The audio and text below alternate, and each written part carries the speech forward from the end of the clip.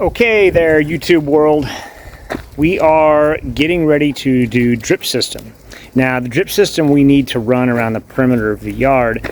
So what we've done, we have 3 different valves near the front of the house, and one of those valves feeds the front, and 2 of those valves fed the backyard. Now, we're only going to need one of those because one of those previous ones went to the middle of the yard. We're not going to need to do that right now.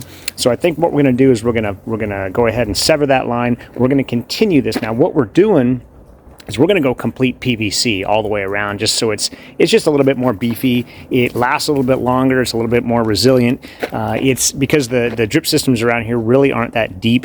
They only need to be just a few inches below the surface. We don't have issues with frost line and stuff like that, but we do want to use as nice a material as we can so we don't have to rip this stuff up later. So let me turn this around and show you what we got going on. All right, there we go. So what I've done, that was the initial line that we had running into the middle of the yard. What's up there, Pooch? And other Pooch. So that line is a dead line right now because we disengaged the valve on the side on the front yard. Now, if you can see the way that elbows right there. It comes from down there in that part of the yard on the other side of that gate, and it comes all the way down and then it elbows right here. Now, this other line right here is the line that feeds the autofill for the pool. So that line goes all the way to this spot right here, comes out of the ground through that valve, and it allows the feeder to come back, and then when that float goes down with the water level, then it starts to fill the pool. So that's what that one is. We are not going to touch that line because that's a full pressure line. I just got it turned off in 2 different spots. So that is our line right here that we're going to have to tap into. And what we're going to do is we're going to trench this. We're going to go all the way around the backyard, all the way around the perimeter, until we get to right about there. And what that's going to do is that's going to put us behind the future fireplace, and that will be the entire perimeter of the yard because that's where most of our plants are going to be. So that is the game plan so far. I have a lot of rocks to move in order to dig that trench. These babies are big. Yeah, we pulled these things out of the waterfall because we're going to be rebuilding that with more of a spillway. We're not going to use rocks anymore for a waterfall, but those were heavy. My son and I, he's 16 years old, we pulled those things out. We had to strap onto this palm tree and ratchet those things up so we could get them over this lip right here. That was brutal. That one weighed a lot, and so did that one. So anyway, so that's where we are so far, and hopefully we can trench this out in the next few days, hit the Lowe's or Home Depot, get probably 60 or 70 feet, probably more than that, maybe 70 or 80, 90 feet. Oh, who's here? And 70, 80, maybe 90 feet of 3/4 PVC, and be able to run that all the way around. And once we finish, then we will be ready to, we're going to be putting up orange tree right there in that corner. We're going to be building a brand new fireplace right there. And then I am slowly moving all of that travertine from the front yard to the backyard. Don't want anybody to accidentally walk away with that. So anyway, okay, so that's the game plan. Hopefully everything works out okay, and we will keep you posted.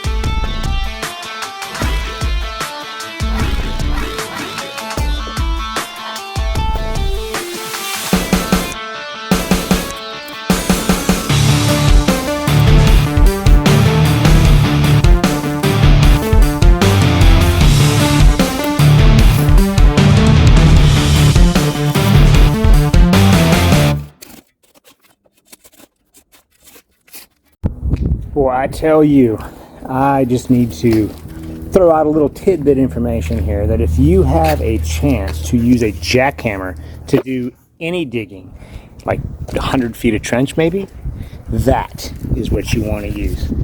You want to find yourself a jackhammer. Those jackhammers are amazing. You put that little spade blade on there, it goes right in, pull back on the jackhammer, and it cuts a nice big old hole right in your ground. So I'm gonna turn this thing around, let you see.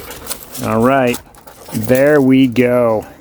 I came from way over there, went all the way around the palm tree, had some roots to deal with, came behind the rocks, all the way down to the corner, and then to here. Now we're only gonna go to this section right here because we're not gonna really be putting any plants along the remainder of this wall right here. So we're gonna go ahead and stop here, and if we someday want to continue on, we certainly can. But I tell you what, just by putting the jackhammer in this thing, you can see where it's all disturbed dirt and disturbed ground, and I bet I could probably use my hand and get down. There's the trench right there. Now, like I said before, we're not going to really need to dig this trench much deeper than maybe 4 or 5 inches all the way down there. Went all the way around this thing. Now we did have some roots to deal with, so we have some of this stuff right here. This is pretty shallow rooting on this thing, but we're not going to probably dig down super deep right here. We're probably only going to take it down maybe 1 inch, 2 inches, and kind of work our way around those. We don't want to cut too many of these roots. I don't know how deep this palm tree is, but I definitely don't want to mess it up, because this is a beautiful tree in the backyard. We've had this thing going for probably 16, 17 years back here. It was a little tiny baby tree when we got it, and now it's 20 feet tall at least. So we've got this trench done this way, and like I said, we're going to tap in to this line right there, that little elbow. So we're going to cut this line right about there. And then we're going to continue that 3/4 drip line all the way around the yard. So I will, man, I cannot say enough about the jackhammer. Jackhammer was a saving grace in this job. I would have broke my back. Literally, the jackhammer all the way around what I just showed you was probably in the ballpark of maybe 15 minutes worth of shoving it in the ground, pull it back, and it just breaks it all up.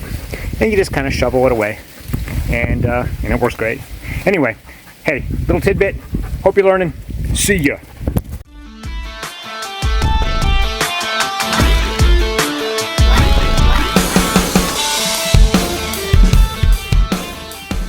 Okay, so I just finished, as you saw, I just finished all of the digging out of everything that the jackhammer did, all the hard work. I did the easy work behind the jackhammer. So I'm gonna turn this around. I'm gonna show you what we got, and boy, it's awesome.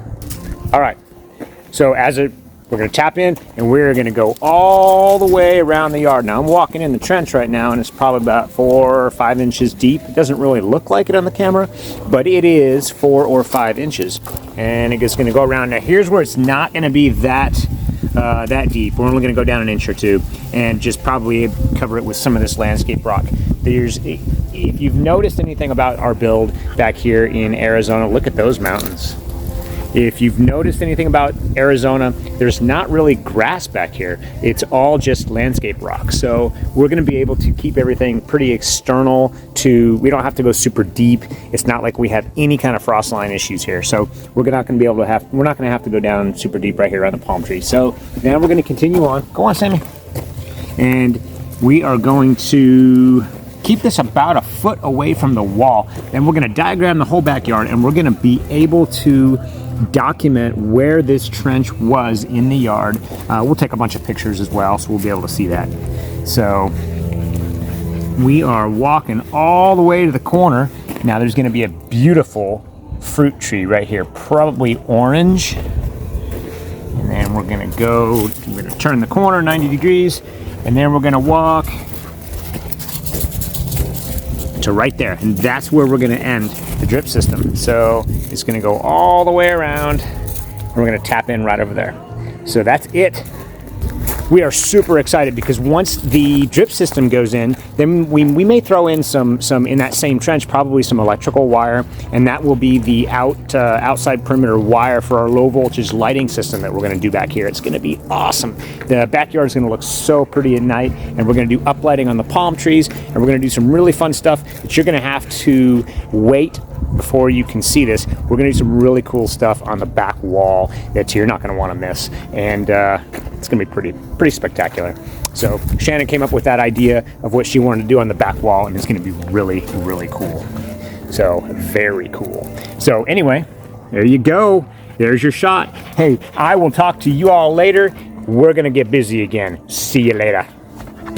Hey, I couldn't wait at all. I finished digging that trench and I went inside and Shannon was baking her world famous blueberry muffins. They are amazing. They got this little cookie crumble or something, some type of crumble on top, and it's just, oh, they're so good. Anyway, so I went in and I said, hey, you mind if I go get some drip system line? And she said, go for it. So I am on my way to go get that stuff. I'm gonna load the truck up about 110 feet. I'm gonna need some unions, I need some tees, I need some 1/4 inch drip line, I need some drippers for the plants that we're gonna put in. I just need a few things, some glue and some PVC glue and stuff like that. So yeah, that's where I'm going, and I'm really excited. I'm going to lay this stuff out, and I should have this drip line in probably by tomorrow. It's going to be awesome. So, and then once that happens, then we're going to be able to really move forward with the tree, and then we're going to drain the pool. We're going to do all kinds of stuff to the pool, and yeah, we're going to try it ourselves. So no companies involved in this build as far as we can get by. We're going to try not to use any of that stuff, and then, oh, green light. So we're going to try to do it all of ourselves. It's going to be, you know, we haven't done a lot of this stuff. We've never done anything to a swimming pool before. We've never done travertine pavers before. I've done a ton of drip. I've done a ton of electrical. I've done a lot of masonry. So, you know, because I've done so much of that stuff in the past, I think I'm pretty confident in, you know, my abilities. And Shannon's done a ton of stuff, so she's really good, and she's good at figuring stuff out. She can do some stuff that I can't do. She sees things more on a detail level than I do, I think, and she is really, really good at the decoration portion at the end, you know, she sees the big picture. I just say, oh, like the big ogre, hey, tell me where you want me to put this stuff and I'll do it and I'll build it. So she's the one that kind of says, okay, I want this over here, I want this over here, and I think this is where it needs to be, and this is the color it needs to be, and this is the stuff you need to put on it, and the tile, and the final look. I don't have that. So I'm going to let her do most, if not all, of that, and I'm just going to be the big ogre builder dude that just kind of builds what she tells me to build, because she is basically my project manager, and she's going to be getting her hands dirty though, big time here real soon. But we are almost to the store. I get to get my PVC, so I will see you guys later. I called ahead from my spot.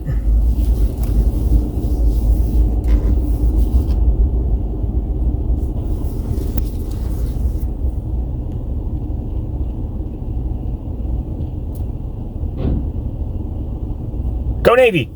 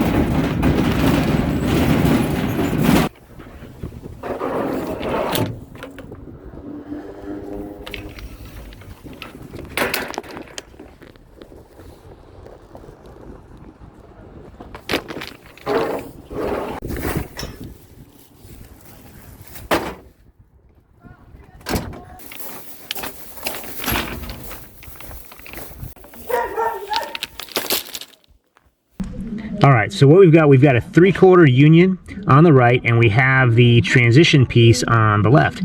And what that's going to be, and we flip these around so they're correct. So now we got our 3/4 union on the left, and our transition to the from the 3/4 to the 1/2 on the right. And what we're going to do is we're going to put this down on this existing 3/4 line, and then the transition piece is going to fit inside that union, and then it's going to get the 1/2 inch into that, and that will transition from our 3/4 line going here to our 1/2 inch line coming out. So it's actually going to be pretty simple. It's all glue, so it's going to be watertight, no leaks, let's hope, and it's going to extend all the way around the yard in a 1/2 inch fashion. So that's the way that works. So there's our glue needed for PVC. All right, so what we're going to do is, I've already cleaned this line up down here. You got to have them clean. If you don't have them clean, then it's not going to work very well. So you got to make sure there's no dirt in these things. And once you put the glue on, they slip on pretty simple, but then they get real hard to maneuver immediately afterward. So you want to make sure you're pretty quick with this stuff. So I'm going to go all the way around, and I'm going to go in. And then we're gonna slip that baby on.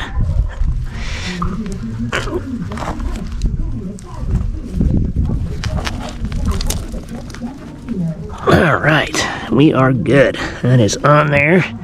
Now we're gonna transition. We're gonna put our slip joint in here. It's gonna take us from 3/4 to 1/2. And that will also be, let's see, going to go inside with that one, and on the outside of this one, and we're going to push that one in.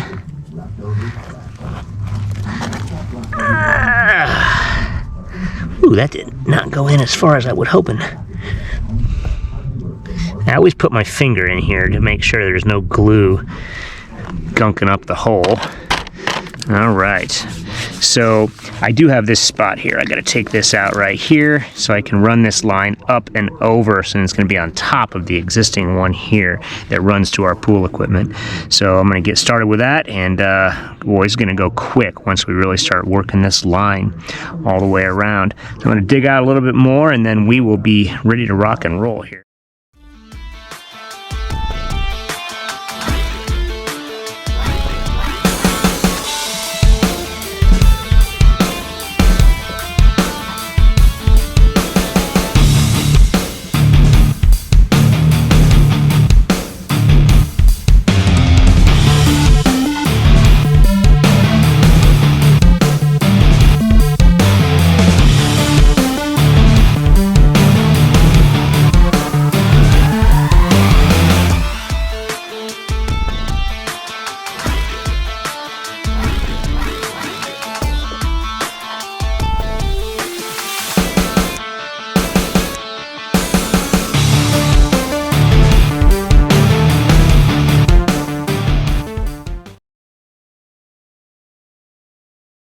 So the other day, my wife and I were in the backyard, and we're out here trying to we're looking around, and we're kind of assessing the backyard and kind of seeing how things may lay out and how things work. And we hear this crash, and we go around the side over here, and we look, and something weird happened.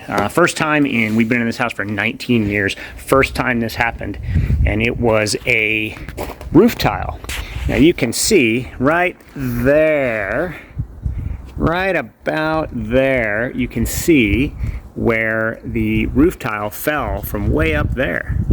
And it kind of scared us. It's the first time that's happened, and I think really what happens, these roof tiles get put on with one single nail, and it's probably about a 3 or 4 inch nail. And that roof tile fell, and it shattered on the lower section just above that garage, and it was a weird sound. It sounded like, sounded like something fell. So now I have to get up on the roof and figure that out, and then once I was up there, or at least looking up, I noticed that we had some little bit of dry rot on a little piece of wood. So now I have to replace some of this fascia board. There's a little 1x2 pine strip that goes beneath the drip rail there. So now I got to replace that. So not only do we have a backyard to fix, we have a house to maintain. So those of you that are homeowners, you understand that. It is fun. It is tedious sometimes, but it's a lot of fun, and it's a challenge, but it's a good challenge, and it makes you feel really good when you can get through a process, get through a project, and actually have it work, I guess, positively in outcome. So, you know, it's one of those things, you just have to deal with it. Something happens to the house literally every day, whether it's an accumulation of dog hair from those beasts out here with me, or something falling off your roof and shattering on your on the top of your garage. So, anyway, thought I would throw that tidbit out. Hope everybody's having a great day. See you later.